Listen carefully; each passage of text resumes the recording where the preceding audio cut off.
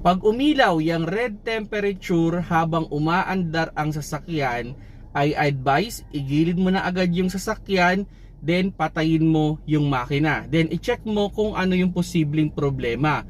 Commonly, pwedeng nagtatagas yan ng coolant, kaya wala ng coolant yung iyong engine. Or pwede rin naman na hindi na gumagana yung auxiliary fan motor, yung fan blade na nasa radiator, hindi na siya umaandar. Kung sakali, try mo maghanap ng magre-rescue para dyan na lang mismo gawin. Huwag mo nang isacrifice na itakbo pa kasi posibleng mas malaki yung gagastusin mo pag sakaling itinakbo mo ang isang overheat na sasakyan. Pero kung hindi talaga available, kung sira man yung auxiliary fan motor, pwede mo namang itakbo yan. Pero siguraduhin mo na hindi mo siya ita-traffic. Kumbaga, yung dapat na natatanggal na init ng ating auxiliary fan motor, dapat nasasalubong mo yan, kaya dapat continuous yung takbo ng sasakyan.